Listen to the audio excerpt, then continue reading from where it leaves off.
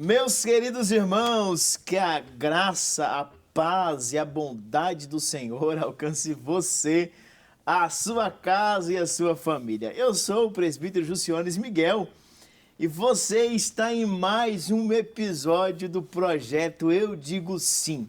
É diretamente do nosso estúdio dos Estados Unidos da América para o mundo que nós levamos um conteúdo da Escola Bíblica Dominical para você de modo especial. Meus irmãos, esse é um projeto desenvolvido pela Igreja Evangélica Assembleia de Deus, projeto Restaurando Vidas. O nosso pastor-presidente é o pastor José Suimar. O nosso pastor local da nossa igreja, de Uber, é o pastor Leomi. E nós fazemos parte do Departamento de Jovens Unidos em Cristo. E hoje nós estamos aqui com mais um episódio da nossa aula da Escola Bíblica Dominical Classe de Jovens. E nós queremos levar para você um conteúdo poderoso que vai tocar você, que vai tocar as suas emoções e que vai tocar a sua história. E hoje, nesse quadro tão especial, nós temos um convidado muito especial, que ele é professor da classe dos adultos aqui na nossa igreja local e hoje vai estar aqui juntamente conosco, levando essa mensagem para você. Eu tenho imenso prazer de apresentar aos queridos irmãos o nosso querido irmão, cooperador, irmão Wellington, o nosso professor. A paz do Senhor, meu irmão. A paz do Senhor, irmão. Tudo bem? Tudo bem, graças a Deus. Que prazer recebê-lo aqui. Estamos muito felizes. Eu sei que a vida e a agenda sempre é muito lotada, mas reservou um espaço para estar com a gente aqui. Estamos muito felizes em recebê-lo. Amém. Tá Eu que bom? agradeço essa oportunidade, eu agradeço a confiança, Amém, né, amém. de vocês, esse trabalho maravilhoso, um trabalho lindo, né? Eu digo sim, e essa pré-aula da EBD tem alcançado muitas vidas, tem impactado muitas vidas. Exatamente. E eu me sinto honrado de estar aqui e poder contribuir de alguma forma com esse projeto. Muito obrigado. Amém, amém. Que maravilha.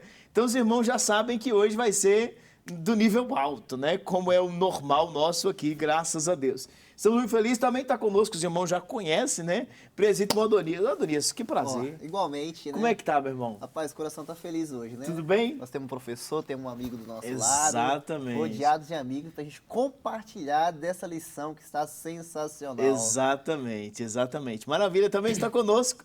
Os irmãos já conhecem muito bem. Nosso querido irmão Josimar, que é o professor, né?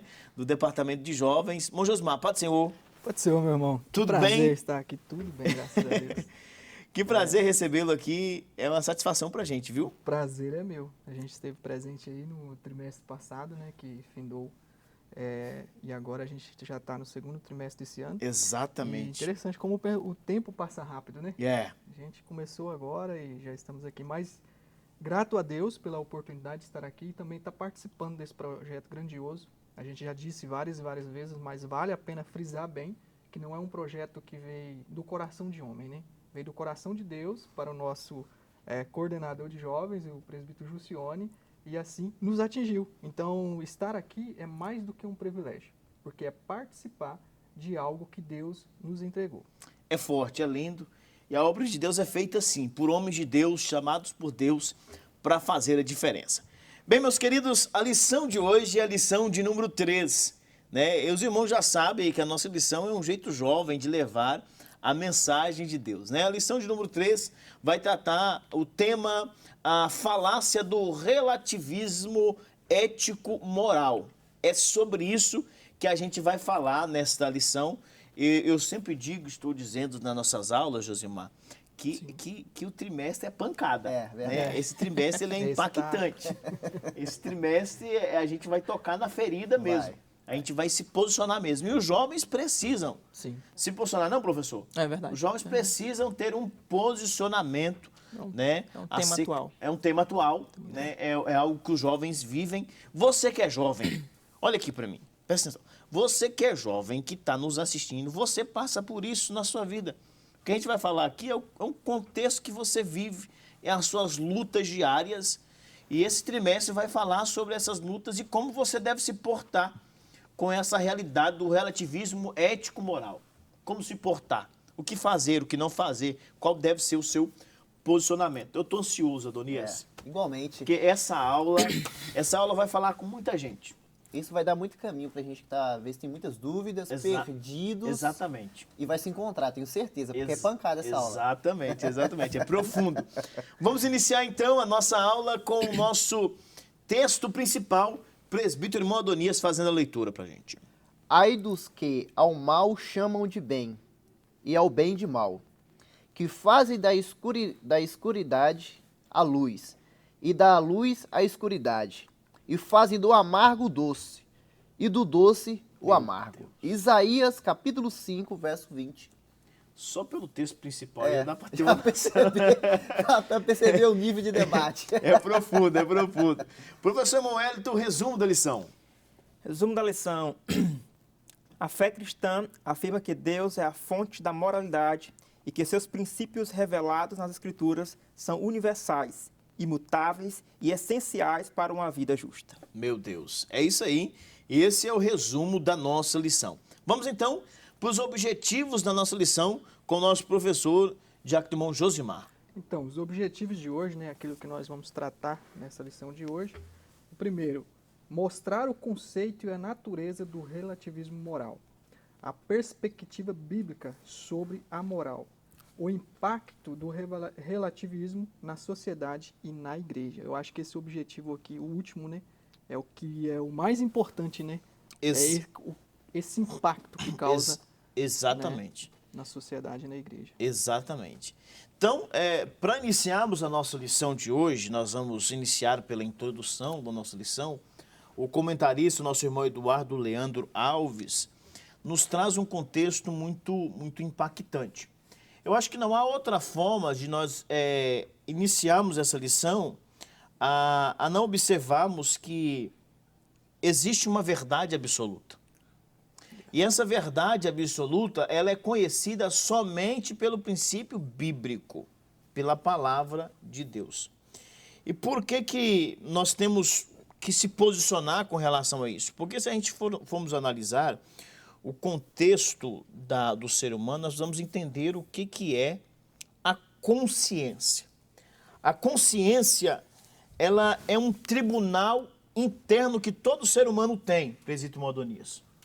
Todo ser humano tem um tribunal interno que vai acusar ou que vai defender esse homem. É uma lei moral que está implantada dentro do homem. Eu preciso que você pegue a sua Bíblia e abra a sua Bíblia em Romanos, capítulo 2, versículo 14 e versículo 15. O apóstolo Paulo vai apresentar para a gente uma versão bíblica, irmão Josimar, acerca de que aqueles que eram gentios, mesmo sem conhecimento da lei, mesmo sem conhecimento da palavra, eles tinham tomado decisões com base na sua consciência, no seu moral, no seu tribunal interno. Então isso nos traz um relato que todo ser humano já nasce em si com a sua consciência. Nós vamos ver isso, essa realidade com base bíblica, com base na palavra de Deus, porque a consciência, professor Wellington, ela vai te acusar, ela vai te defender ou ela vai te alertar. Esse é o papel da consciência no ser humano. Todo ser humano nasce com a consciência dentro de si. É como se fosse uma voz interior, né? É como já disse, é um tribunal que julga as suas ações e as suas reações. Então eu preciso ler um texto bíblico para a gente se embasar nesse contexto, de Gênesis capítulo 1, versículo de número 26, que vai nos apresentar Deus dizendo: façamos o homem à nossa imagem e semelhança. Porém, no capítulo 2 e versículo 7, nós vamos ver que Deus formou o homem e é Deus que assopra no homem o espírito de vida, para que o homem passe a ser um ser vivente. Por que eu estou citando o exemplo de Gênesis capítulo 1 e de Gênesis capítulo 2? Porque aí nós vemos que Deus criou o ser humano de forma moral. O homem recebeu sobre si uma consciência, presbítero irmão Adonias, uma consciência moral. O homem já nasceu com essa consciência. Quando Deus cria o homem, Deus cria com esse homem com essa consciência, com esse tribunal interno, com capacidade moral, com a capacidade de discernir o bem e o mal, com o conceito da culpa já dentro de si e com um senso de dever. O homem já é criado com todos esses critérios pelo próprio Deus. Como Deus não faz nada pela metade, né, Josimar? É verdade ou não? Yep. Deus não faz nada pela metade, Deus cria o homem com essa consciência. E aí, por que a gente está relatando tudo isso para os jovens que estão nos assistindo? Porque essa falácia que é pregada é que o homem não tem essa consciência. É que você define isso conforme você quer, mas isso é mentira. Isso não é verdade. Porque o ser humano, por si próprio, ele sabe o que é certo e errado. Uma criança sabe que é errado mentir. É uma consciência que já tem dentro de si. E tem uma questão. A queda do homem não anulou a consciência do homem. Eu acho que isso aqui é um princípio que a gente tem que se engajar bem nisso. Fala de novo, ficou bonito isso aí. Fala de novo, vai lá. Fala, Jovem, pega a caneta aí, anota isso aí que é interessante. É isso aí, caneta na mão, papel na mão. Ó. Isso é A forte. queda do homem não anulou a sua Meu consciência. Deus, que isso. Porque o contexto bíblico vai ser que Deus vai no jardim. Quando Deus se apresenta no jardim, a Bíblia diz que o homem e a mulher se esconderam. Se esconderam por quê? Porque sentiram vergonha. Viram o estado que estavam. Esse sentir vergonha se remete à consciência do homem e da mulher. Eles tiveram consciência do seu estado. Então esse princípio, nós temos esse princípio bíblico, você jovem deve defender esse princípio bíblico desde a criação do homem. O homem sente vergonha, o homem sente culpa, o homem sente medo e se esconde. É a prova que mesmo após a queda, o homem não perdeu o efeito da consciência. Então nós vamos analisar que acontece algo com a consciência do homem por causa da degeneração. Irmão, isso aqui é só a introdução da nossa lição, hein? Glória a Eu estou Deus. ansioso para ouvir os nossos professores aqui. É só para a gente adentrar no contexto da nossa lição. Mas com a degeneração do homem, existem algumas questões. Se você ler Jeremias capítulo 17, versículo de número 9, vai apresentar que enganador é o coração do homem. É perverso o coração do homem. 1 Coríntios, capítulo 8, versículo 7, vai apresentar que a consciência dos homens estão fraca e contaminada. Tito, capítulo 1, versículo 5, vai apresentar que a consciência do homem está contaminada. E Timóteo, capítulo 4, versículo 2, vai apresentar algo assim que para mim é assustador, que é a mente cauterizada. A consciência como se estivesse inativa. Então, o que eu estou dizendo para os irmãos na introdução dessa lição? Que na visão da falácia do ético-moralismo é que o homem não precisa utilizar a sua consciência. Ele anula a sua consciência e começa a viver com o princípio como fosse princípios de animais. E não é esse o princípio bíblico. Yes. Porque o princípio é eu faço como eu quero, do jeito que eu quero e ninguém pode me julgar. É esse o contexto. E o jovem cristão precisa, professor Josimar, se levantar veementemente, de forma inequívoca e se posicionar dizendo: eu tenho a minha consciência, eu tenho a Bíblia como padrão de vida, princípio bíblico para viver e para a conduta diária. O que você acha disso, irmão Adonias? Fantástico, né? Como a gente vê que a verdade ela vai influenciar. Exatamente. Né? A verdade vai trazer ao homem uma consciência dentro dele. E essa consciência vai dar para ele um discernimento moral e ético no que ele está vivendo, no seu dia a dia, no que ele está aplicando, a sua caminhada, a sua trajetória.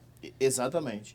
Professor Hélio, na visão do relativismo, que é relativa a tudo, é que ninguém tem uma verdade. Não existe uma verdade Não absoluta. existe uma verdade absoluta. Que minha verdade, eu vejo como eu quero, faço como eu quero e ninguém pode me julgar. Isso é assustador para os jovens, né? É assustador e preocupante também. Preocupante. E eu sempre digo, e eu vou continuar dizendo, professor Monte Josimar, que esse contexto não é algo que o jovem enfrenta hoje, vence e tudo está bem. Não. É diário. É uma luta diária. É uma luta diária, é cotidiana essa batalha do jovem. Mas eu tô assim ansioso, não sei se o senhor tá, mas eu tô ansioso para... Ainda mais com o Né? nosso querido Nós professor temos Wellington uma, aqui. conforme diz o pastor Ladstone outra vez, nós temos aqui uma enciclopédia bíblica, Yes. né? que é o professor irmão Wellington. Ele tá preparado para Ele guerra. tá Tá preparado. tá pronto, Tá ele tá preparado. Então vai ser algo de Deus. Se você está nos assistindo, ei, faça um favor, irmão. Vigia.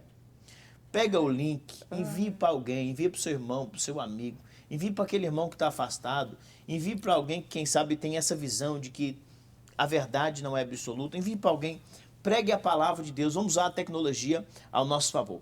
Presbítero Adonias, o primeiro ponto da nossa lição, tem toda a liberdade, meu irmão. Amém. Vamos falar sobre o conceito e a natureza do relativismo moral. Isso é forte. Isso é forte.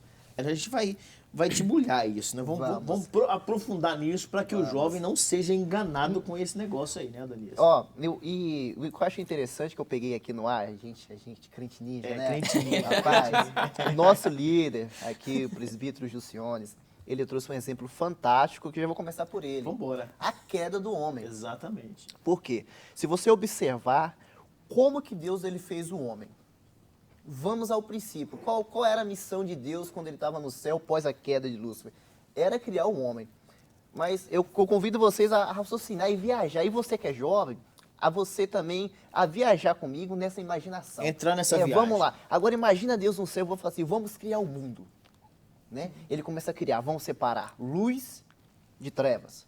Aí Deus começa a fazer o quê? Começa a separar a água da terra, das limitações. Ele começa fazendo o quê? Começa a criar os peixes e as aves do céu. Depois ele começa a criar as vegetações. Depois ele começa a criar o quê? Os animais. Depois, quando chega ali nesse período, Deus fala assim, pronto, tá perfeito. Agora eu vou criar a minha criação. O meu propósito maior. E vamos fazer isso. Foi tão lindo isso que Deus fez, um plano tão perfeito, que ele vai falar assim, ele vai pegar da matéria mais inútil que há na terra, que é o pó, e ele vai fazer dessa matéria mais inútil uma das criações mais perfeitas que há no mundo. Era a mais perfeita que era no mundo, antes do pecado. Que é o homem. Ele vai criar o homem com as suas próprias mãos. Entenda que antes disso, tudo que ele criou para o homem, ele criou através da palavra. Da palavra dele, haja terra, né? Haja luz, né? Haja separação. Então, através do haja ele criou. Mas quando ele chegou no homem, a intimidade foi diferente. Perceba que até antes do homem vir, Deus já tinha intimidade com o homem. Deus já tinha uma proximidade. E ele vai pegar, vai sujar suas mãos ali, vai criar um homem. E o presbítero Gilcione trouxe tanta clareza que ele vai soprar, né, presbítero? Ele vai soprar um sopro do Espírito que é dele. Ou seja, nenhuma das coisas terrenas tem o que a gente tem, que é o sopro do Espírito de Deus em nossas vidas. E eu trago isso como uma identidade. E nós, como jovens, temos que ter essa convicção. Nós temos uma identidade. Essa identidade não pode ser mudada. Por quê? Quem nos criou? Deus. Pronto. Quem é a nossa verdade? Deus. Glória a Deus. Diante disso, tudo que vai acontecer pós isso, a gente não pode esquecer que é o nosso Criador que nos sustenta.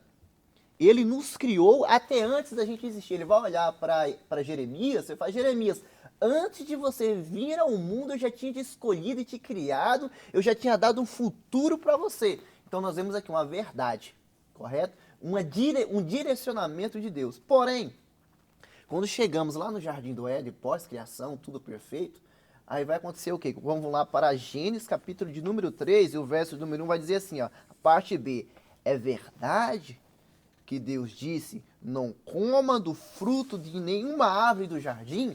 Olha o que a serpente vai dizer para a mulher. É verdade que Deus disse? Vem de uma forma sutil. Isso. Né? Não sei se você lembra de um hino antigo. Josimar, você lembra, né? Com certeza. Tem um hino antigo que diz assim que o inimigo ele vem com um sapatinho de algodão. Todo mundo lembrou. Ele vem com um sapatinho de algodão. Então foi a estratégia da serpente, né? Ela pegou a verdade absoluta, que é Deus, e misturou com a falácia. Com a falácia. E aí deu no que deu, né, professor Hélio? Deu que deu. É uma inversão de É uma inversão de valores. é. Aí, eu anotei aqui o que acontece. Ó, o que significa falácia? É interessante isso aí porque é o seguinte, veja bem, o que a serpente falou era mentira? Ela misturou a verdade e adicionou mentira, né? Exatamente, né? É o caso da falácia. Então, né, só para complementar aqui, Aham. temos que ter muito cuidado mesmo com isso aí. Se não tiver um discernimento espiritual, né, acaba que a gente Não, mas a gente, mentira fica muito parecida vestida com a de verdade. verdade. Exatamente, porque aí fica mais complicado. Porque alguém que fala muita mentira, só mentira, você fala, é Você mentiroso. identifica fácil. Ele é mentiroso, todo mundo já sabe. Peraí, mas calma aí, você falou uma coisa interessante, porque eu não cortando você não, mas o cara que é tão mentiroso, mas ele fala tanta mentira, acaba se tornando verdade. Também. Tem esse contexto também, né? Tem Não, esse contexto. desculpa, Não, professor, te não, atrapalhar. não, é isso mesmo, tem esse contexto. Só que a questão que eu tô querendo dizer é que se esse mentiroso pega a mentira que ele fala e ele mistura com a verdade, fica mais difícil de você identificar o que é a verdade e o que é mentira. E é a estratégia que a serpente utiliza no jardim. Ela pega a verdade de Deus, a verdade absoluta, e mistura com a mentira, com a falácia. E aí a mulher, né, cai nessa falácia da serpente, é o que o nosso irmão disse, e aí dá no que deu. Deu né? no que deu pra você ver, ó. A falácia é um argumento logicamente inconsistente, falso ou enganoso que aparenta ser verdadeiro. É essa que é a questão. Ó pra você ver isso aqui. Ou seja, depende... É uma mentira bem contada. É uma mentira bem contada. Pronto. É isso aí. É justamente isso. Porque o que acontece? Se a gente não tiver uma verdade absoluta cravada no nosso coração, falamos na primeira lição, tivemos a oportunidade de ver nosso pastor Leomir de Oliveira aqui presente, e o nosso pastor, nós precisamos ter isso diariamente. Daniel orava 3 vezes ao dia. Então um jovem precisa o quê? Orar 3 vezes ao dia? Não é que ele precisa orar, mas ele precisa ter uma vida diariamente com Deus. Por quê? Quando chegar essa falácia, quando chegar esse relativismo para ele, o que ele vai fazer? A consciência dele vai acusar. Dizer se aquilo é verdade ou se aquilo é mentira, se aquilo vem de Deus ou não vem de Deus. Aí vai vir um discernimento. Agora, como que o discernimento vai vir se o jovem não está orando? Pensa comigo, presbítero Josimar. Pensa isso comigo, meu amigo. Como é que seria isso? Né? Se eu não oro, se eu não leio a Bíblia, você acha que a serpente enganou 1/3 da parte dos anjos, dos céus. Você acha que eu não vou cair? Exato. Mas eu vou cair cheio. Então a importância da gente ter uma base sólida, a gente acreditar que Deus, ele é a própria verdade. É o que vai acontecer, é o que o presbítero Gilciones, ele vai relatar lá. Vai ver as consequências do erro. As consequências, qual é, presbítero Gilciones? Me ajuda lá, por favor. É a vergonha? A vergonha? Calma aí, você pegou o suplício. Então deixa eu voltar aqui, ó. Após a queda do homem, quando Deus foi lá conversar com o homem, por conta do erro, do pecado agora praticado, pelo relativismo aplicado pela serpente, vai acontecer consequências que vai levar esse homem a algumas condutas. Algo que ele não praticava. Qual é o que o homem não praticava? O que é que o homem tinha no jardim que ele não tinha? O homem não tinha vergonha. Não tinha vergonha, Que não mais? tinha culpa, não tinha medo e não precisava se esconder. Pronto, coisa que o homem não precisava fazer por conta do relativismo, ele começou a praticar. É muito interessante o que você está dizendo, irmão Adonias. Isso aqui serve de conselho para o jovem. Papel e caneta na mão. Escuta bem isso. Um dia olharam para John Wesley e disseram assim, você devorar muito. E John Wesley disse assim, eu não oro muito, eu só não passo 10 minutos sem orar. Meu Deus. Então esse é o segredo do jovem. Para você vencer as falácias, você não vai vencer as falácias com a sua sabedoria, com a sua expertise. Você vence com a boca no pó mesmo. Gente, não adianta querer inventar coisa nova. É boca no pó, joelho no chão, é o segredo para o jovem vencer as falácias. Uau. Esse é o segredo. E é o que o presidente Adonias está dizendo. Se você tiver em oração, se você tiver com a vida no altar, o pastor Leomir muito bem disse, né? Trouxe-nos a referência de Daniel, conforme o irmão Adonias disse, que orava 3 vezes ao dia. Esse é o segredo para o jovem vencer, né? E quem anda na verdade não tem vergonha, não tem culpa, não tem medo e não se esconde. Exatamente. Simplesmente ele coloca à frente como um bom soldado para combater essas maus ideologias Meu que Deus, surgem. isso é forte. Esses relativismos que tentam confundir a mente dos nossos jovens. Tá profundo, hein? Me fez lembrar aqui agora, sabe? Ó, isso aqui tá gostoso. Tô gostando desse negócio aqui. Eu aqueci. É isso. Vocês me freiem, pelo amor de Deus. Vamos lá.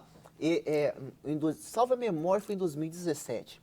Eu era também coordenador de jovens locais lá na minha cidade. E nós estávamos num projeto Sarando a Terra. E no meio desse projeto nós estávamos tão engajados, nós estávamos maravilhados em ver como Deus estava trabalhando no meio da juventude, que marcou, né? Inclusive, um tempo atrás eu estava conversando com um dos nossos líderes, que agora está em São Paulo, outro lugar, falou, Nia, que tempo bom foi aquele. Mas me fez lembrar, sabe, que nesse tempo nós tivemos uma lição um pouco parecida com essa que está entrando agora. Mas era sobre o globalismo, como que isso estava entrando na vida dos jovens. E no meio dessa lição, aconteceu o fato que acendeu como se dá assim, a antena, vamos dizer assim, acendeu o alerta vermelho, porque um jovem vai me levantar lá no meio lá do projeto, e não sei que discussão que nós chegamos, que nós estávamos argumentando sobre isso. Olha só, meus amigos, prestem bem atenção nisso. Olha só como que o diabo ele pega aqui a verdade que Deus diz. Como é que ele pega uma verdade que na verdade é um engano, é uma mentira, e transforma nela numa verdade e tenta mudar aquilo que Deus projetou, que Deus construiu. Preste bem atenção nisso. O jovem vai se levantar e vai falar, rapaz, ô presbítero, líder, rapaz, eu não sabia não, mas eu tive uma visão diferente do demônio. Aí eu, pronto, na hora assim, eu falei, uau, vamos ver o que vai sair dali, né? Vamos ler, então vai, continue. Uma afirmação dessa, né? Mas o que você viu, rapaz? Eu achei que o demônio era muito ruim. Eu achei que o demônio era muito feio. Eu achei que o demônio era muito mal. Mas eu tô assistindo uma série aí, a série do Lúcifer. Rapaz, ele é bonzinho. Eu achei que ele fazia coisa mal, mas não faz não, ele ajuda pessoas. Rapaz, quando eu olhei para aquilo e eu comecei a confrontar aquele jovem, eu percebi que a base dele não estava sólida. A base dele estava líquida. Isso é preocupante. É preocupante. Eu me preocupei com a vida daquele jovem. Porque eu analisar um fato, eu saber conhecedor da verdade, que Jesus vai falar em João 10:10, que o ladrão, que é semelhante às ações do caráter do diabo, é matar, roubar e destruir. Então, se o diabo tem essa perspectiva desde o início, quando ele tenta destruir os céus, roubando um terço dos anjos, que está lá com ele, enganando, ele vai para a terra, engana também o homem, então você vê que desde o princípio a atitude do diabo é roubar, matar e destruir. É a sua missão, né? É a missão dele. E eu, como jovem cristão, eu olhar para aquilo e eu me conformar. Aí eu olho para João, não vos conformeis. Exatamente. Né? Eu me conformar com o diabo é bonzinho, falei, não, isso me chamou a atenção. Eu olhei para aquele jovem, eu tive que ter um diálogo forte com ele, né? E acender e mostrar para ele que aquilo não passava de um relativismo, né? De uma mentira, de uma falácia, querendo enganar o quê? O coração dele. Aí eu tenho uma palavra de Deus aqui para os nossos jovens, qual é? Deus é imutável. Isso é forte. Deus é imutável. Vem aqui, ó. O seu caráter não muda, a sua palavra não muda e seus planos não falham. Enquanto o diabo ele entrou com o relativismo... Calma aí, não. Não, ficou forte demais. Eu acho que você tem que falar olhando para a câmera né? Para cravar no coração dos jovens. Ok, vamos lá, ó. O seu caráter não muda, ou seja, o caráter de Deus não muda, jovem.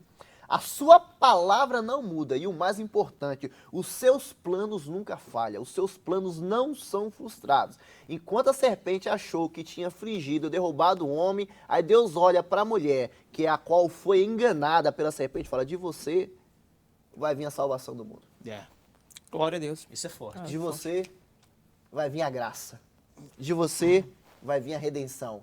Então, o que eu acho tão perfeito é que, para a mulher que achou que ela tinha destruído o plano de Deus, a mulher entra novamente no centro. Meu Deus.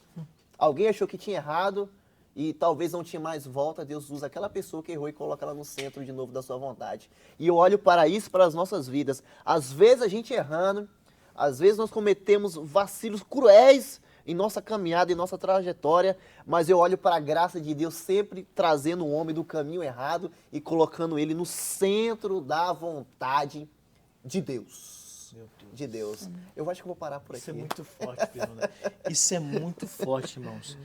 Eu digo sempre que nós somos a Assembleia de Deus Raiz, irmão.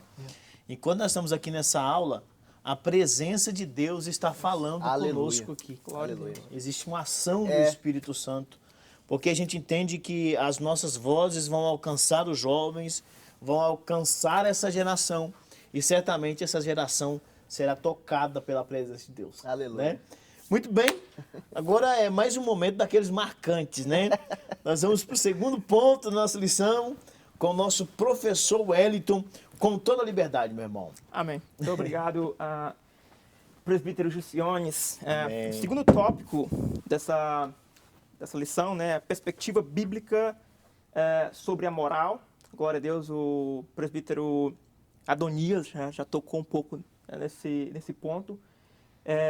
E sobre o exemplo que ele falou, me trouxe à memória, né, o exemplo do filme, né, que é uma desconstrução de valores. Né, ou seja, uma inversão de valores, eles tentam desconstruir, né, aquilo que Deus construiu. Né? Então, os valores de Deus para a humanidade, né, a ordem e a lei moral, a humanidade que se afastou de Deus, né, tenta desconstruir todos esses valores. Eu costumo dizer que, assim como Deus nos usa como agentes para a obra missionária, para pregar a palavra, para ensinar o evangelho, o diabo também tem os seus. Né? E são pessoas que deixam ser usadas pelo inimigo. Exatamente. Para destruir tudo aquilo que Deus tem construído, ou tentar fazer isso. Glória a Deus. Então, o autor da lição, meus amados irmãos, jovens, né, que estão nos assistindo hoje, no tópico 2 e o primeiro ponto do tópico 2, diz assim, Deus como fonte da moralidade objetiva. Glória a Deus. Isso é importante, impactante. E o presbítero Jucione já tocou nesse ponto também na introdução. Né? Deus como fonte da moralidade. O que é essa inversão? O que é esse relativismo ético-moral? Né? Essa é a primeira pergunta que eu trago para quem está nos assistindo, né? Para os jovens. Né? O que é o relativismo ético-moral? É a ausência, né, de uma definição sobre valores objetivos universal. Ou seja, a negação de que existe uma verdade absoluta. Então, a negação de que existe uma verdade absoluta, ou seja, o negar que existe uma lei moral ou algo que nós devemos seguir, ou como o presbítero José falou, né, cada um tem a sua verdade, vem a parte da consciência. Então a consciência não entra mais em jogo. E eu costumo dizer que quando o homem caiu lá no Éden, foi a quebra da inocência. Exatamente. Né? Ou seja, o homem era inocente quando Deus criou o homem, e aí ele deixou de ser inocente e passou a ser conhecedor do bem e do mal. Tem um autor, né, um filósofo russo, né, Dostoiévski, que ele escreve um livro que é interessante, que é Os Irmãos Karamazov, que vai falar sobre lei, moral e sobre Deus. E ele diz que a moral não existe de forma absoluta sem Deus. Então, sem Deus, não existe uma lei moral. Então, se Deus não existe, tudo é permitido. Então, essa é mais ou menos a conclusão que ele tem. Né? Se Deus não existe, tudo é permitido.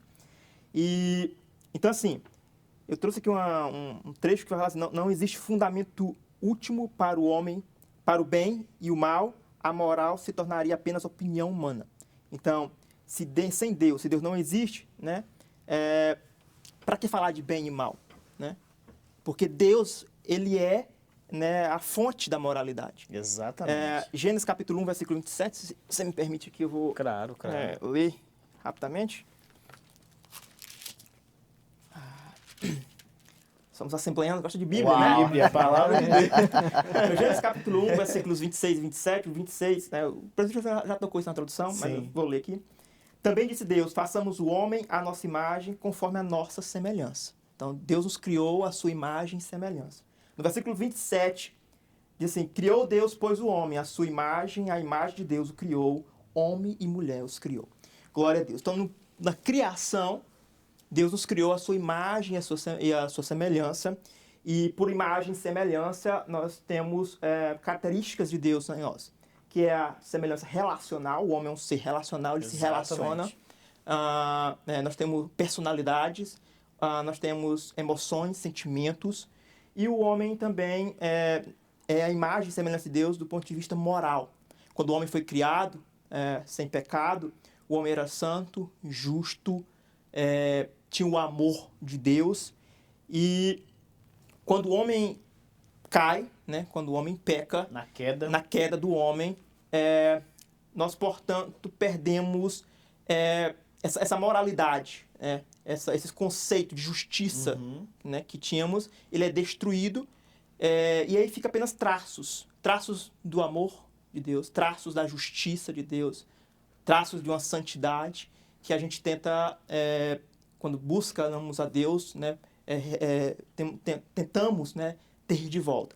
E a palavra de Deus vai falar em 1 João 3,2, diz assim: amados, agora somos filhos de Deus, e ainda não se manifestou o que haveremos de ser. Sabemos que, quando Ele se manifestar, seremos semelhantes a Ele, porque haveremos de vê-lo como Ele é. Então, esse senso de justiça, né, essa parte moral que herdamos de Deus, né, nós vamos ter novamente, né, na glorificação. Mas, assim, a moralidade é como uma expressão do caráter santo de Deus, é o que o autor vai falar aqui. A moral bíblica não é resultado da opinião humana, mas é a expressão do caráter santo e eterno de Deus. Essa é a moral bíblica. Então, assim, os conceitos de certo e errado, nós herdamos de Deus. É a lei natural, que o C.S. Lewis fala no livro dele, né, Cristianismo Puro e Simples, que todos os seres humanos têm uma lei natural. Você tocou nesse ponto também. Independentemente da cultura, independente do país, se cresceu com ou não, com Deus ou sem Deus, né, sem o conhecimento de Deus, da palavra. todos os seres, né, humanos, a sociedade como um todo, tem um padrão moral, né, do que é certo e do que é errado, e é bem semelhante, independentemente da cultura. Matar. Então, nenhuma cultura do mundo é ok você chegar e matar outra pessoa. E nenhuma cultura do mundo é ok você roubar algo de outra pessoa. Ou adulterar, né? Ou seja, tomar a mulher do próximo.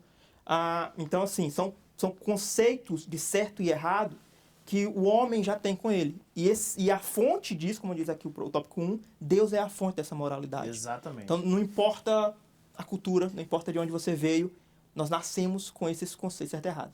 Você quer falar? O que eu queria dizer aqui, nesse contexto que o irmão está dizendo, é que só temos esse conceito, só entendemos isso dessa forma porque existe Deus. Porque existe Deus. É aqui que o senhor diz, sem a presença do Criador, isso tudo vira pó. Porque nós não temos uma base de referência. Exatamente. A base de referência para o homem ser moral, para o homem ter um senso de que matar é errado, de que roubar a mulher do próximo é errado, é Deus. É Deus. A referência que nós temos é esse, é o contexto bíblico, é o contexto da palavra. Ou seja, o universo só persiste e existe exatamente por essa presença de Deus. É impossível o ser humano. Vamos citar um exemplo. Nasce uma criança aqui, nos Estados Unidos. Nasce outra criança lá no outro lado do mundo, quem sabe Afeganistão, por exemplo. O mesmo senso que aqui nós temos de que matar é errado, a outra criança ela tem. Exatamente. Porque é princípio de Deus. Princípio Isso de é um Deus. princípio que nós vemos nos primeiros versículos da Bíblia Sagrada. Exatamente. E é o que o nosso querido irmão está dizendo. Se você é jovem, se você não estiver assistindo essa aula, você não tinha ouvido essa frase. Então fique com a gente que tem negócio de Deus aqui. Glória a Com toda Deus. liberdade, meu professor. Isso é muito grande, isso é, É profundo. grande. Isso é profundo. E esse princípio ele está na lei de Deus. Você vai lá em Êxodo capítulo 20, os 10 mandamentos. Os 10 mandamentos, os 4 primeiros mandamentos, eles são mandamentos de adoração a Deus. Exatamente. Não terá outros deuses diante de mim. Não farás para ti imagem de escultura, guardarás o sábado, não falarás o santo nome de Deus em vão. Então, são 4 mandamentos que diz respeito a Deus, né? Ao seu relacionamento do homem com Deus. O homem com Deus. O homem com Deus. Mas os outros 6 mandamentos, eles são a lei moral. Honra teu pai e tua mãe. Isso é natural em toda a sociedade, em qualquer sociedade, em qualquer cultura. Exatamente. Né? Qualquer cultura. Então, esse padrão moral que nós já nascemos com ele, que Deus é a fonte, já está lá na lei. Os outros mandamentos é não matarás, é que eu já comentei. Não adulterás, isso é errado em qualquer lugar. Não furtarás, não mentir ou enganar, né? Então, assim, Deus já plantou isso em nós. Então, Deus é a fonte da moralidade. E sem um padrão moral, né, nenhuma sociedade consegue existir ou subsistir, não pode. O caos vai reinar. E eu costumo citar um exemplo, se vocês, assim, nós temos leis na família, o Estado cria suas leis, né, e o ser humano, de forma natural, ele necessita de orientação. Se não houver, o caos vai reinar e nada é construído. Você pode pensar no sinal de trânsito. Se não tivesse um sinal ali no cruzamento, como é que seria? Exatamente. Então, o sinal ali já é um padrão, uma lei que vai dizer, primeiro você, né, depois agora o sinal fechou, agora é aquele do outro. Então, assim, é uma orientação, né, e Deus, né, nos dá essa lei moral e a orientação é a palavra de Deus. Né? O manual que nós devemos seguir é a palavra de Deus. Glória a Deus. E é por isso que, como jovem, você tem que se dedicar à palavra de Deus. Eu comentei outro dia que a juventude, a adolescência e a juventude são os melhores momentos da vida para você se dedicar a Deus, dedicar ao estudo da palavra, se dedicar à oração. É nesse momento da vida que você vai construir a sua base espiritual, para você vencer todas as dificuldades, né? A vida, ela não é fácil. Né? Jesus mesmo disse, né? Vocês terão aflições. Eu tive, vocês não vão ficar isentos de aflições. Exato. E é nessa fase da vida que você constrói essa base aí para vencer. Glória a Deus. O salmista vai falar no Salmo 19, versículos 7 a 8, assim, a lei do Senhor é perfeita e restaura a alma. O testemunho do Senhor é fiel e dá sabedoria aos simples. Glória a Deus. Então, Deus deixou essa lei, né, que é conhecida como a lei da razão, lei da consciência, a lei natural. Ele é o autor dela. O autor da lição aqui vai dizer o seguinte, as Escrituras contêm a revelação desses princípios morais, desde o Antigo Testamento até os ensinamentos de Cristo. Vemos uma ética que transcende culturas e costumes, chamando o ser humano a viver em conformidade com a vontade divina. Glória a Deus. É a forma que agrada a Deus, né? A forma como agrada a Deus. Viver a forma que agrada a Deus. Eu sempre digo e sempre vou dizer que o jovem que participar da pré-aula e que, de fato, participar da aula, ele já está, assim, ó, anos-luz na frente dos outros. É verdade. Porque isso aqui, irmão, é conceito bíblico. Isso aqui é o próprio Deus apresentando para você a melhor forma de se viver. A melhor forma de viver. Né? A forma com que você será feliz. Exatamente. Em todas as áreas da sua vida. Exatamente. Então, esse é o conceito bíblico que o jovem cristão deve viver. O conceito da palavra. Porque imagine, se você vê o conceito bíblico, você respeita pai e mãe. Você ama o seu próximo como a ti mesmo. Você não rouba, você não furta, você não mata. Você já viu que é um conceito que é o melhor para o ser humano? Eu sempre digo que o que Deus traz para a gente, a lei de Deus, é o que faz o homem feliz. Essa é a verdade. Então, o jovem, para ser feliz, se dedica na palavra. Eu gostei muito do exemplo que o senhor trouxe de falar para o jovem ler a palavra e se dedicar, Josimar, na palavra enquanto é jovem. Então, peraí. Então, pega a caneta, pega o papel que o nosso líder vai falar. Caneta e papel na mão, que é segredo, é mistério de Deus. Você precisa entender que nesse tempo é tempo de se dedicar. Porque a certeza de um casamento feliz é na presença de Deus. A certeza de uma casa construída na rocha e não na areia, Josimar, é na presença de Deus. Se você é jovem, está nos ouvindo, aceita o conselho do nosso querido irmão, professor Moelito. Vai para oração, vai para o jejum, vai para a presença de Deus, porque na presença de Deus não tem negócio de relativismo. Né? Na presença de Deus, pecado é pecado, errado é errado, certo é certo, o crente vai para o céu e pronto, glória a Deus e aleluia. Né? Isso, o padrão de Deus, né? Os 10 mandamentos que Deus deixou, né? Todos os ensinamentos da Bíblia, já quebra, né? Esse relativismo. Exatamente. Só essa ideia de lei moral que já existe no ser humano já quebra o relativismo. Já quebra, exatamente. Ou seja, todo mundo já tem um conceito de certo e errado. Sabe o que eu acho interessante, professor Adonias? É mais difícil você quebrar esse padrão do homem, que é o padrão da moralidade que já foi implantado por Deus, e me permitam, senhores, em dizer que o sopro de Deus produziu tudo isso em nós, né? Porque ali estava um boneco que, através do sopro de Deus, passou a ser alma vivente. É mais difícil você quebrar esse princípio do que você viver o princípio de Deus. Tem que, basicamente, destruir tudo que há de consciência no ser humano. A consciência tem que se tornar uma consciência cauterizada. Né? Tem que acontecer um processo terrível. É uma desconstrução. É uma desconstrução, exatamente. A palavra é desconstrução. Então é muito mais difícil você fazer essa desconstrução do que você, de fato, viver a vontade de Deus. Uma coisa que eu acho muito interessante, que me lembro quando estava fazendo faculdade, eu cursei uma matéria Direito Penal, e uma das coisas que eu aprendi com o professor que essa citação dos 10 mandamentos, ó, pra você ver, ela foi uma revelação dada por Deus, a qual média de 99% dos países do mundo adota ela como a sua base de princípios ela é a base. legais para a humanidade viver. Interessante que nos tribunais, né, lá está o quê? A Bíblia. A Bíblia. É porque é a base, é referência. Aí, onde que eu quero chegar com isso? Que essa verdade absoluta que foi dada dos céus, revelação dos céus para Moisés, e já estava de nós desde a criação, entenda o tanto de vida, de segurança e ética que ela traz no meio da sociedade. Aí nós pegamos a relatividade que Satanás tenta implantar. Qual é a relatividade qual é a causa que a relatividade traz? A destruição da família, que foi marcada lá no Jardim do Éden, tentando acabar com o plano perfeito de Deus. Aí se você analisar aquele fato antes de Abraão, que está lá em Gênesis capítulo 11, quando o povo vai se juntar, um povo vai falar assim, ó, vamos nos ajuntar, vamos construir uma construção para a gente nunca mais se espalhar e vamos subir e ser igual a Deus. Então pensa comigo, olha para você ver indo contra de princípio que Deus falou, ide e multiplicai, né? Se espalha, né? Se espalha, né? Espalhar. Para poder espalhar e multiplicar. Então entenda, olha o que causou aquela relatividade daquele povo querendo ser igual a Deus. O erro que a serpente induziu no início também foi o quê? Se você comer daquela fruta, você vai ser igual a Deus. Então é o princípio, né? Nós não somos igual a Deus, nós já fomos formados em imagem. Já somos mais semelhantes. O mistério é profundo. O inimigo tenta desconstruir algo que nós somos, não é verdade? Exatamente, exatamente. Glória a Muito bem, vamos para o nosso terceiro ponto da nossa lição com o nosso professor da Escola Bíblica para o Departamento de Jovens, nosso querido irmão, diácono irmão Josimar.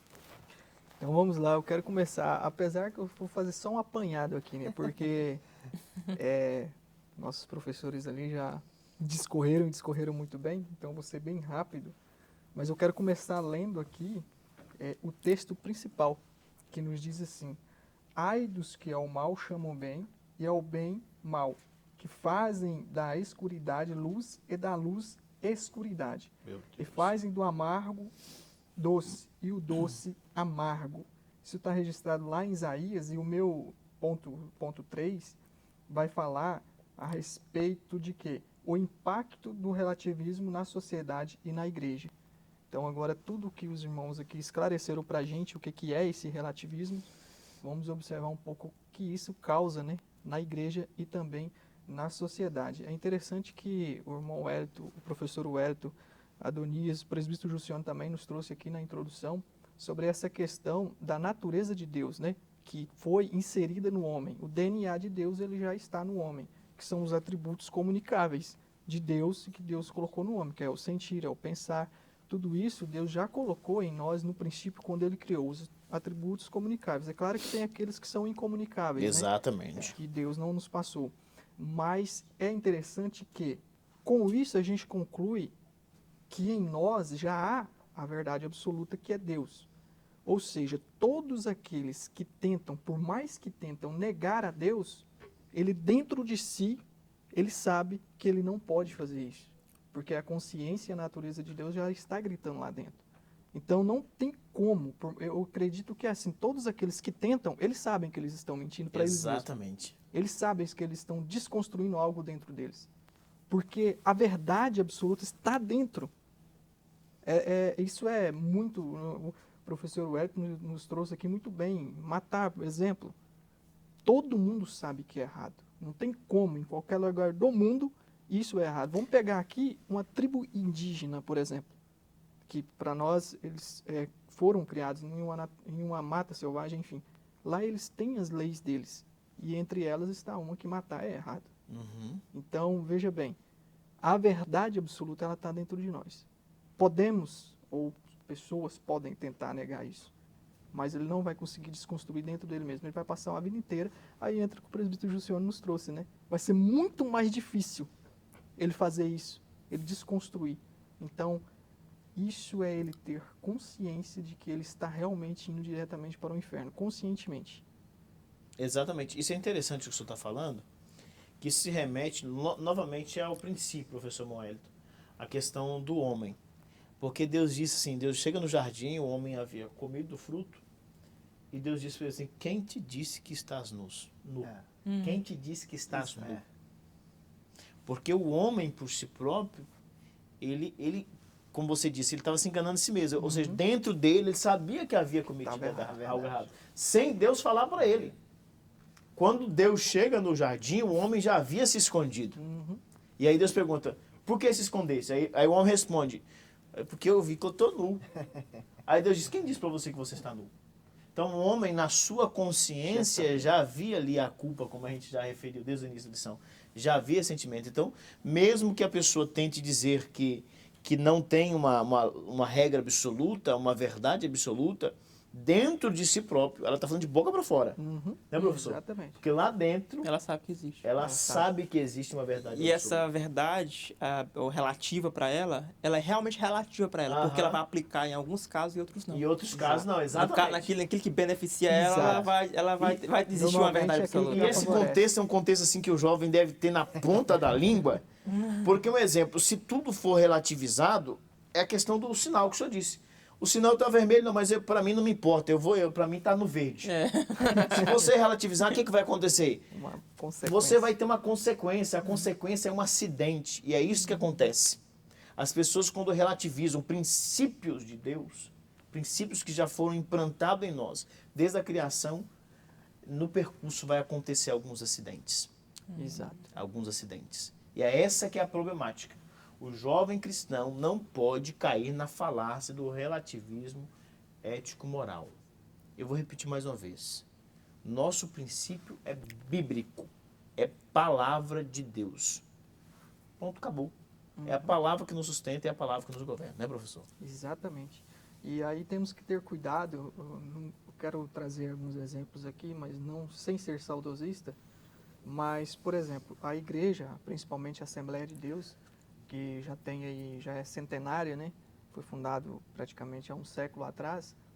Quando ela iniciou, né, há até hoje em dia muitas pessoas que trazem isso, que era muito polêmico. Diversas, me ajudem, não é doutrina, é usos e costumes. Então, a Assembleia de Deus, quando iniciou, havia diversos usos e costumes. E era muito difícil. Então, o que eu quero trazer aqui, naquele tempo começou assim.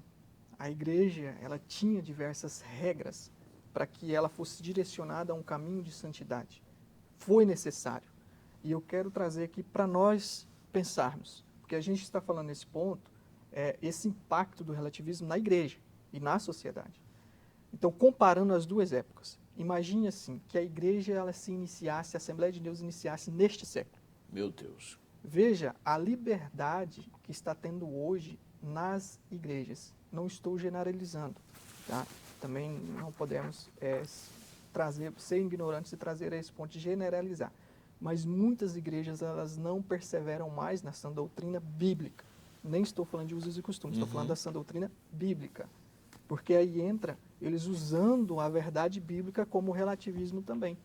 Isso não é novo, isso já foi registrado no Velho Testamento, isso foi registrado em Isaías, em diversos livros da Bíblia foi registrado esses relativismos, mas parece que hoje isso potencializou e isso está entrando dentro da igreja, tá? E isso acaba que leva os cristãos ao pecado, porque aquilo que era pecado agora já não é mais, aquilo que era errado agora já não é mais, aquilo que o pastor pregava antes agora virou religiosidade. E aí é que mora o perigo. As pessoas, o outro impacto grande que isso traz é nas leis e nas redes sociais. Esse relativismo está muito presente lá. Você abre aí as suas redes sociais, você vai ver diversos pensamentos. E, por eles não estão errados. E às vezes pegam uma mente de jovens que estão despreparados espiritualmente e acreditam. Uhum. E para onde eles vão com esse pensamento? Vão vir aqui para dentro da casa do Senhor e ainda vão tentar confrontar os nossos pastores. É porque a nossa geração é uma geração bombardeada pela a questão tecnológica. Exato. Então, é por vários meios que a nossa geração é bombardeada. Por meio das redes sociais, por meio dos filmes, séries, por meio de propagandas. A nossa geração é bombardeada. Uhum. Então, os nossos jovens devem ter uma base sólida, bem consistente, para não se render, Exato. para não cair, porque além dessas falácias estarem espalhadas no mundo, elas querem entrar dentro da igreja e se tornar algo normativo, Uhum. algo normal. É essa a nossa preocupação. Porque se voltássemos 10, 15, 20 anos atrás, algumas situações que vemos hoje de forma de olho nu, assim, aparentemente normal, antigamente era um absurdo. E as falácias vêm trazer normal, na visão do mundo, é normal o pecado. Uhum. E anormal hoje é não pecar. Para o jovem hoje na igreja, só citando um exemplo, é normal que a moça perca a sua virgindade antes do casamento. E quando a jovem é virgem na escola, ela é anormal. E os nossos jovens precisam entender que o normal é a moça se preservar, é o moço, o rapaz se preservar. Sexo somente após o casamento. Isto é o normal. As falácias vêm para tirar esses princípios bíblicos. E, queridos, nós não podemos nos render. Os jovens não podem se render. Diga que você é cafona, diga que você é atrasado, não tem problema. O importante é que quando a trombeta tocar, Jesus te conhece pelo seu nome. Esse é o segredo da vida. Ô, Né, professor? senhores, eu chegando nele lá, Davi, me dá essa oportunidade aí, só para dar esse fechamento, ele conclui lá com a conclusão dele. Vamos lá. Deixa eu te falar, o interessante é que os nossos jovens, quando eles saírem da igreja, eles não podem ser confundidos com o mundo. Esse é forte. Exatamente. Aí quando ele falou lá da questão da igreja antiga, nós vamos falar igreja primitiva, né? Há tempos atrás que eu também vivi, só nesse contexto. Aham. Quando nós saímos antigamente de casa, a gente não poderia andar de short. Não sei se vocês viveram essa época, né? Inclusive, até hoje, ainda dentro de casa, fui na casa do meu pai, se eu olhar o de short assim, na hora eu sinto o semblante dele. Podia jogar bola, né? Normalmente o time era dividido assim, os sem camisa e com camisa. Não dava pra entrar. Não dava, não. Então, assim, o que eu quero dizer que nessa época que os usos e costumes eram mais intensos, mais firmes, o mundo, quando olhava para um jovem, identificava ele de cara. Ali é crente. Tinha uma identidade. Não tinha como negar, não. Ali é crente. Porém, hoje, será que quando olharmos para nós, na liberdade que nós temos hoje, na atualidade que a igreja tem, será que o mundo enxerga eu, Adonias, lá no meu trabalho, como servo de Deus? Isso é forte. Um jovem dentro da faculdade como servo de Deus? Quais são as nossas atitudes? Aí que eu aprendo com isso, com essa lição que ele trouxe para nós. A igreja não pode se misturar com o mundo. A igreja não pode se conformar com as atitudes do mundo. Ou seja, enquanto o mundo caminha em uma direção, nós vamos na contramão mostrando outra realidade. Exatamente. Desculpa, professor. Toda Não. liberdade. Exatamente. Mas isso é interessante e a gente deve olhar duas coisas. Princípios bíblicos, doutrina bíblica, a sã doutrina da palavra de Deus. E nós temos que olhar os nossos pilares. Quais são os nossos pilares, os nossos pastores fundadores? Eu acho que isso deve ser enfatizado. Tem muitos pastores que lutaram e lutam bravamente defendendo a nossa sã doutrina, a sã doutrina bíblica. E a gente deve observar e não desfazer deles, porque na mente de muitos jovens, eles são retrógrados. Eles já estão ultrapassados ou atrasados. Tem que atualizar. Recentemente, grande polêmica, atualizar a Bíblia, tem que mudar. Enfim, não vamos entrar aqui, mas tem muitas polêmicas em relação a isso. Mas veja bem, para muitos jovens, esses pastores já estão ultrapassados. Mas nós temos que entender que eles são os fundadores, eles são os pilares. E é a base forte a qual a gente tem que olhar e temos que aprender com eles para que a gente não entre nesse mundo de relativismo. Daqui a pouco a igreja se transforma, o mal se transforma em bem, o bem se transforma em mal e vira uma polêmica até mesmo dentro da igreja. E não dá, aí não vamos conseguir mais controlar e nem defender a verdade. Então os nossos jovens devem sim olhar para os seus pilares, devem sim olhar e conservar a sã doutrina bíblica. Nós devemos continuar defendendo essa verdade, que é a verdade absoluta e está revelada em nós. Isso traz um impacto, uma fragilidade espiritual, essa questão do relativismo. Então, o presbítero Jussione citou a questão do pecado, exemplo. Citou a questão da vida sexual de um jovem, a masturbação, por exemplo. Muitos querem dizer assim, é melhor eu na igreja fazendo isso do que lá no mundo fazendo outras coisas, até mesmo a fornicação, praticando ela. Difícil. Um relativismo, Yes. porque agora não tem problema mais eu ficar na igreja praticando isso.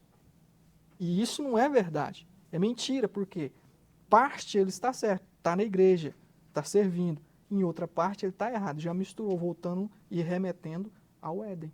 Exato. Foi assim que aconteceu, a Apocalipse, a Exatamente. igreja de Laodiceia. Exatamente. Deus vai vomitar. aqui. Vai É, se torna morno, né? Você tá na mão. Essa é a problemática. Isso nos tira o céu, né? E existe uma questão, outra questão também, que isso aqui eu vou falar pros mimizentos, tá? Pra quem se vive com mimimi. Dizendo assim, ó, não, só de eu estar na igreja já é uma grande coisa, meu irmão, isso aqui é privilégio. Yes. Yeah. Privilégio, pertencer à igreja, ter o nome escrito no livro da vida. Então ninguém merece parabéns por ser fiel a Deus. Ah, você não pegou, né? Eu vou falar de novo. Ninguém merece parabéns por ser fiel a Deus. Yes. Ser fiel a Deus, isso é um privilégio que o jovem cristão tem. E você precisa ter essa identidade. Sabe o que o apóstolo Paulo disse? Não vivo mais eu, mas Cristo vive em mim. Aleluia. Esse é o Glória a segredo Deus. para o jovem permanecer firme na igreja. E já vou falar outra coisa aqui, aproveitando o leque e o momento. O que segura jovem na igreja não é a modernidade que você tem. É. Não é a relativização, não é deixar a Bíblia de lado. O que segura jovem na igreja é a presença de Deus. Aleluia. E para atrair a presença de Deus, precisa chamar a atenção dele. E para chamar a atenção de Deus, você que é jovem, da atualidade, na assim, pós-modernidade, para fazer isso, o segredo é o mesmo.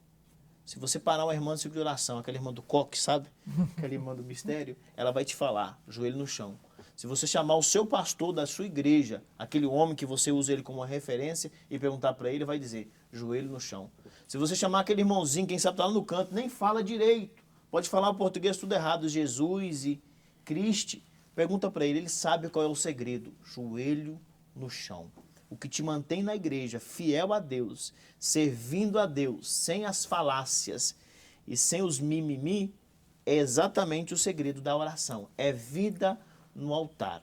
Deus vai te dar uma visão diferente. Porque ideologia é a lente que você utiliza para ver o mundo. Se a lente está distorcida, você vê o mundo distorcido. Deus vai não te dar uma lente, mas Deus vai te dar uma visão especial, a visão de Deus. É a visão de que Eliseu orou e disse, abra os olhos do moço, Deus. Não foi? Foi. E os olhos do moço foi aberto. É esse o segredo para o jovem permanecer na igreja. Meu Deus, Glória a Deus. que aula Aleluia. poderosa, que aula impactante, que aula maravilhosa. Nós queremos agora deixar as considerações finais com o presbítero irmão Adonias. Rapaz, feliz de estar com vocês, aprender. E eu tenho uma coisa a dizer, né? Para nós que somos jovens aqui, ó, unidos em Cristo. É isso aí. Eu estou muito feliz, porque eu, analisando essa lição, eu vejo quantos nossos jovens estão perto de Deus. Exato. A gente está vendo o batismo do Espírito Santo no nosso meio, no meio Exatamente. do nosso departamento. Nós estamos vendo a escola dominical cheia, jovens dispostos a aprender a palavra do Senhor. Estamos vendo jovens participando aqui do nosso departamento, na IBD, na pré-aula. Exatamente. Né? Estamos vendo jovens pregando a palavra do Senhor que saiu do departamento. Exatamente. Né? E estamos vendo salvação de jovens também. É isso. Jovem trazendo jovem. Um jovem trouxe um jovem esses dias, aceitou Jesus. Agora é recente, eu acho que foi domingo. É isso Não mesmo. vou falar a data não, mas a palavra que eu tenho para vocês é não viva por opinião, viva pela verdade. Não negocie os seus valores e permaneça firme mesmo que você seja taxado de diferente. Tá? No meio da sua escola, no seu trabalho. É melhor você ser diferente e chegar lá no céu, Jesus olhar para você. Pode vir, Adoniso, seu nome está aqui. Pode vir, presbítero, seu nome está aqui. Né? Pode vir, presbítero Herto, seu nome está aqui. Presbítero Osmar, seu nome está aqui anotado no livro da vida. Eu te conheço. É isso. Você tem uma identidade, eu conheço a sua identidade. Né? E eu estou feliz que os nossos jovens têm identidade. Glória Né? a Deus. Amém? É porque na eternidade vai ter duas coisas. Pode acontecer duas coisas. Pode acontecer aquela assim, não vos conheço. Ixi, Nossa. eu não queria falar isso não, mas você falou. Não vos conheço. Ou pode ser, vinde bendito de meu Pai. Uau. A escolha é sua, É, você a tem que escolha é entender sua. hoje. Professor Moel, então, suas considerações. Glória a Deus. Então, minhas considerações finais seriam basicamente uma frase: pessoas transformadas transformam culturas. Meu Deus. Uau. Então, como jovem, que possamos nos esforçar para Repete de novo. transformar Repete, culturas. não, você foi bonito, vai lá. Não, foi muito bonito. Vai lá, dá esse recado, vai lá. Olha lá pra câmera. Pessoas lá, transformadas transformam culturas. Uau. Isso é forte. Então, essa é a missão do jovem: né? Influenciar aqueles que estão à sua volta. Não seja influenciado, mas seja um influenciador. Meu Isso é Deus. forte. Maravilha, maravilha. Professor Josimar, suas considerações finais. Amém. Grato a Deus por essa oportunidade, por estar entre vocês. E eu quero deixar apenas uma palavra para quem está em casa. Aquele jovem que está vendo, né, e nos seguindo e assistindo às nossas aulas. Seja firme, seja constante na verdade absoluta, que é a sã doutrina da palavra de Deus. Crava isso na tábua do teu coração. Não se desvie por nenhum relativismo ou por ideias relativistas. Permaneça firme. Amém. Meus irmãos, é com esse sentimento de alegria, com esse momento de crescimento que nós vamos concluir a nossa aula uma vez mais. E eu quero te falar algo muito importante. Deus conta com você. Não se renda. Seja como um Daniel na Babilônia. Embora que toda a Babilônia vivesse uma relativização, Daniel não se rendeu. Daniel se colocou no local que Deus havia colocado ele, plantado ele. Deixa Deus dominar o seu coração, deixa Deus dominar a sua história e certamente Deus vai te usar poderosamente para fazer a diferença nesse tempo. E nesse tempo, exatamente nesse tempo, eu já disse sim. Eu digo sim. E não se esqueça, Jesus é bom E o diabo não presta.